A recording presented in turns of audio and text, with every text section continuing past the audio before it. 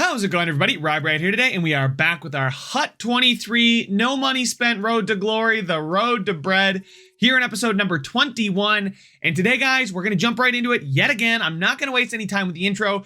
We're getting into it because, as you guys can see, we have a 77 Huberdeau X Factor, a 77 Kachuk X Factor, and oh, by the way, we also have a 70, I think it's 78 coin, and there they are. I did officially downgrade both Kachuk, Huberdeau, and Coin Showfield. And I think Kachuk I'll put up on the market. Huberdeau actually is a decent enough card where I could keep him. You guys can see he's got 88 speed as his base card. It's an average base card, right? It's not phenomenal, but for the third line, I guess, you know, I could do just fine with it. And then taking a look here, we've got two power-up collectibles as well. So we're looking pretty good there. We're feeling great about the situation we're in. And here we go. We are going to re-roll our X Factors. They just weren't good enough to stay with the team. They really weren't. Huberdeau, he was fully powered up and we spent a lot on him. Well, we didn't really spend too much on him, but you know, for the time it was. And then Kachuk is just not going to be usable. It's going to take forever to get him to be usable. So I figured we're better off just throwing them in here. Obviously I have to go remove them from the lineup, but Kachuk, like I said, took too long and to be usable. His speed at 88 maxed. It's going to take a few upgrades too. Huberdeau was the one card where I was like, I like him a lot, but the chance to get somebody better, I would rather take that chance. And then obviously we're just going to replace him with base Huberdeau. So we can keep base Huberdeau in there. Why not? And then once we remove Kachuk, we'll have to make sure that we have somebody that's got the Protector synergy so we can keep that one active. It's a little too late in the game for us. Or I shouldn't say it's too late, but we just don't have a setup that's going to allow us to be flexible with the synergies we have right now. I'd like to get something like Thief or maybe Fly the Zone active, but that would require us to basically shift the team in and out. It could be fun. It could be good. It could be worthwhile. But I love Magician and Applesauce being active. Spark's one that's pretty rare. I have plenty of Jesper Brats, so I'm going to put one of them into the lineup. And there we go. We're going to get the the Synergy Protector active. But I think it's a little, I don't know. You guys let me know. Should I be prioritizing synergies or should I stick with what we got? See how close we could get if I shuffle some of the average players, the Zegrises, the Spooners, the Kopitars. But anyway, we'll talk about that in a minute here. There they are, and I just wanted to salute Jonathan Huberdeau. I'm going to miss that card so much. So Jonathan, I appreciate your service, but we are going to try to re-roll and get something really good to upgrade. I'm going to miss that Huberdeau card. I actually saluted it when I was recording this myself, so I figured I'd throw that in here as I'm doing the editing recording. And here we go. Our three choices for X Factors. The first one is Artemi Panarin, which is a pretty solid card. That's a good start.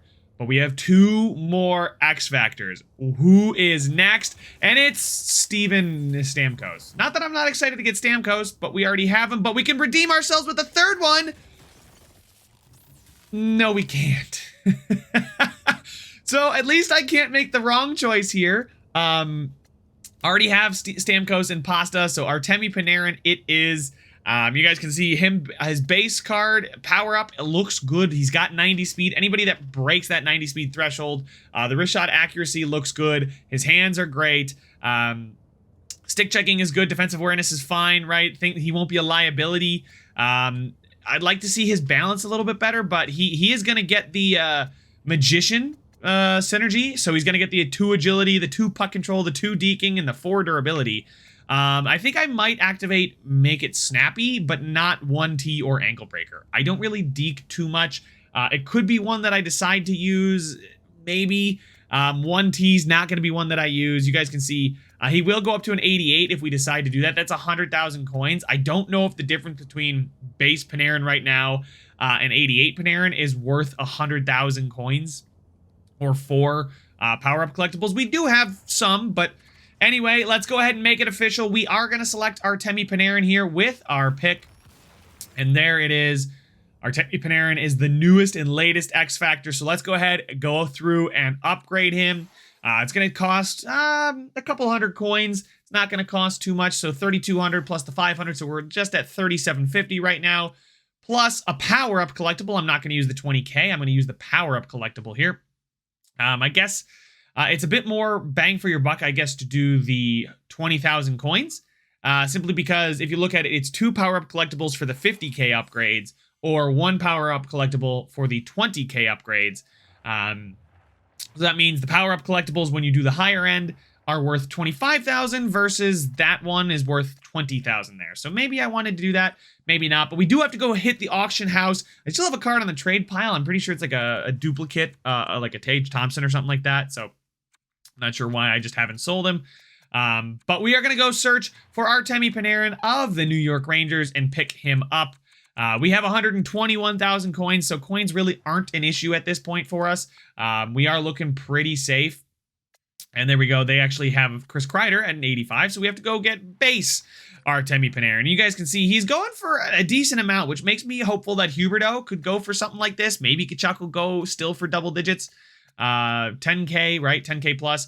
But it is going to be 14,550 coins to buy ourselves an Artemi Panarin. So there we go. I think I'm going to sell Jonathan Huberdeau because we're going to replace Jonathan Huberdeau with Artemi Panarin. I mean base Huberdeau for X Factor Panarin. And he'll slot right in there. He'll probably move up to the second line, and then we'll drop, I think, Zegras down to the third line. I can't remember who I end up dropping here. I will show you, obviously, but obviously not worth 65K because we just picked him up for 14.5K. But then, you know, obviously if we upgrade him here, it would cost us 50K or the 2 power-up collectibles. I'll hold off. Again, I don't think the upgrade from 86 to 88 really makes that much of a difference. The puck control gets insane. The shot is pretty good, but only +1 speed. I don't know. It doesn't feel worth it enough for me. Dylan Larkin's upgrade definitely feels worth it for me. But we've got to keep Broad in there so we can get the protector active. So we have to now go ahead and throw in Artemi Panarin, get another X Factor card in here. I love his card art. The face is hilarious. But we are probably going to drop. Okay, so Zegras is already on the third line. We're going to drop Pasta. Pasta's a card that I like. He's solid. He's good. He always makes plays for me, but he doesn't wow me. He doesn't, you know, floor me or anything like that. Doesn't blow me away. And Artemi Panarin's card looks really, really sweet.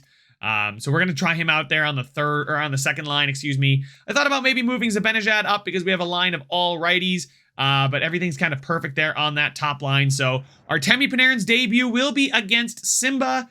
Pucks on net. That is our first opponent of the episode here, who's played actually a ton of games. That's almost 400 games played. But we do have a defensive zone face-off, just 5 in-game minutes. Here, we are going to get the tie-up. Blake comes. He does pick it up. Quick passing. Panarin gets around his man. Panarin in tight, gets nudged on the back check. How unfortunate, but our opponent throws it out. And Artemi Panarin, I can't get the kick. I want to do the kick. Come on. It's just our opponent's going to quit after 1 goal. Quickest game, I think, of the RTG so far. Scoring just about 5 in-game minutes in. That one I was recording. I was like, I got time for plenty more games in this one. So we are going to get 3 games. That is the first of 3. That is a dub. You guys can see I haven't played a ton of Rivals. Been busy this weekend.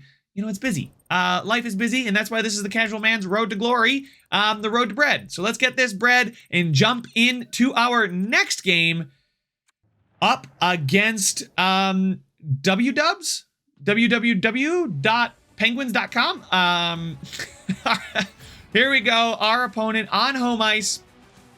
We get a good opportunity to maybe showcase what Artemi Panarin can do in this one. Our opponent here, if we take a look at his record, is 109, 80, and 14. So a solid opponent. We are only 37, 30, and 5. Obviously, you guys can tell I have not played a ton of games. But Zegras is going to shoot. Demko snags it. We are there, but we can't pick it up. Uyghur is going to get it to Hall, and we're caught in the middle of a change. Pasta decides to stop back checking, and I'm trying to then play the 2-on-1. Maybe I should not have switched. Maybe I should have stayed. with Pasta and back check with him, knowing Blake would come back for me. But I switched because I'm like, okay, Pasta, I pulled you back in, you cover, I'm gonna go with Blake. And then Pasta's like, I'm gonna just stand here. I don't know how to back check, so I'm gonna just stand here. And we get really unfortunate there. I applauded my opponent because it was a very smart play for him to wait. But we get the shot off there with Zegras cutting across, or I believe, sorry, that's Kopitar. They have the same number. Kopitar finds Spooner, and Spooner is gonna tap that one in. And we are gonna tie the game up there. That Spooner card is actually playing center for me. She's got like 85 face-off rating as a right winger, compared to like Kopitar's 81 or something like that. She's the better face-off taker. Plus, I need the left-handed shot on the right wing for the one-timers. So she's been killing it as the fourth line center. 85 overall card, a solid card, always plays well for me, and I'm pretty satisfied with it. But we win the face-off, and our opponent picks it off with Crosby. We get caught a little bit. I'm now playing with green. I step up, completely whiff, and our opponent scores basically the same way they did on the other one.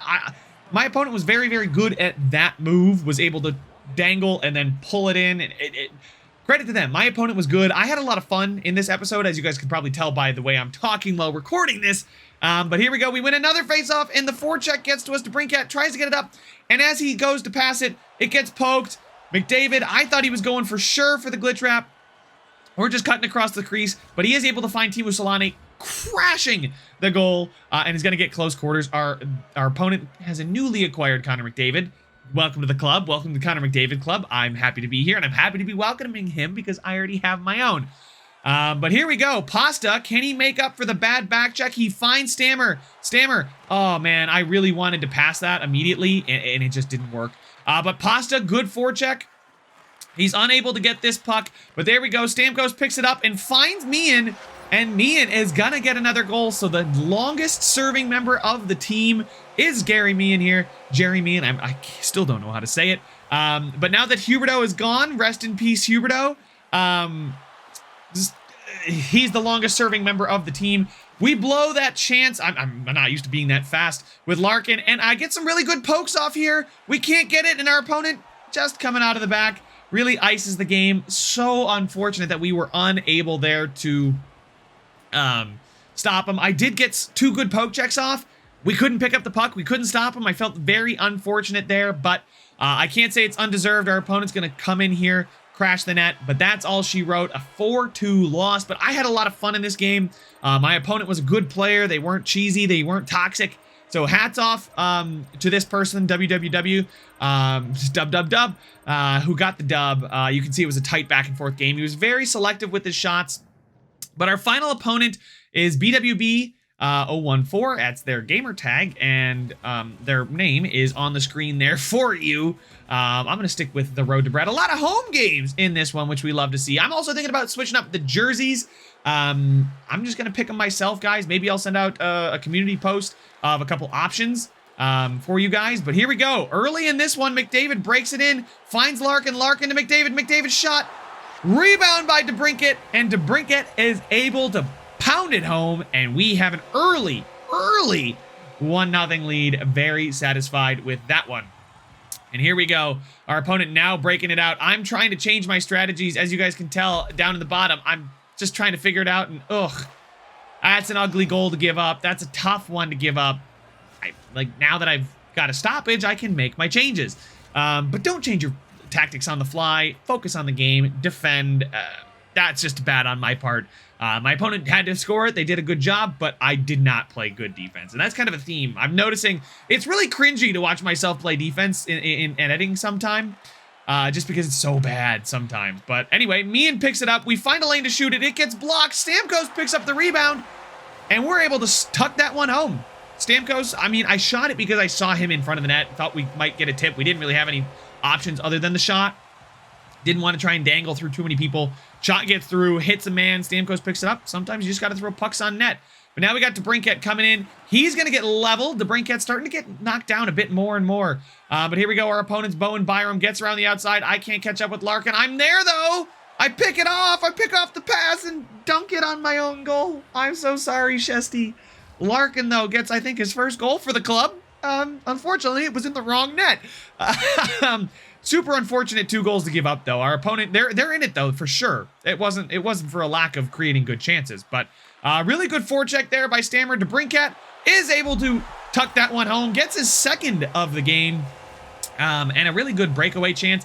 I've been kind of fluffing my breakaways with McDavid and Larkin. Maybe I'm just getting in tight too quickly, and I'm not used to it with the gold wheels. But it is 3-2 now, and we have an offensive zone draw with 4.6 seconds to go. Our opponent breaks it out with Zibanejad. Up to Bowen Byram. Byram is not going to make the blue line in time in a 3-2 tight victory. That was a fun game. Like I said, guys, all of these games today were fun. I went 2-1. I mean, the first one, who knows how it would have turned out, but our opponent quit really early. I'm very, very close to being able to get my spotlight player. I need to play like 7 games or 5 games. I don't know how many after this. But you guys can see our opponent was very selective with their shots. So the shooting it's not as bad as it was. I was trying to figure out how to message this person because I wanted to say good game because I had a lot of fun. 3-2, it was tight. Also, I just upgraded my internet. That's the most fantastic thing I've ever seen. But I didn't want to report them. I wanted to actually send them a GG. So if you're watching this or if you know this person, GG, I had a lot of fun. It was a very, very good game. But we are going to hopefully get our 88 spotlight player. Maybe Drew Doughty could be part of that. I doubt it, but you never know. But that's all the time I have for this one, guys. I'll update you on that once I get that done. That's probably coming in the next episode. But thank you guys so much for watching. Make sure to leave a like if you enjoyed it. Subscribe if you want to see some more. And I will see you guys in the next one. This a free for all before we fall. This a free for all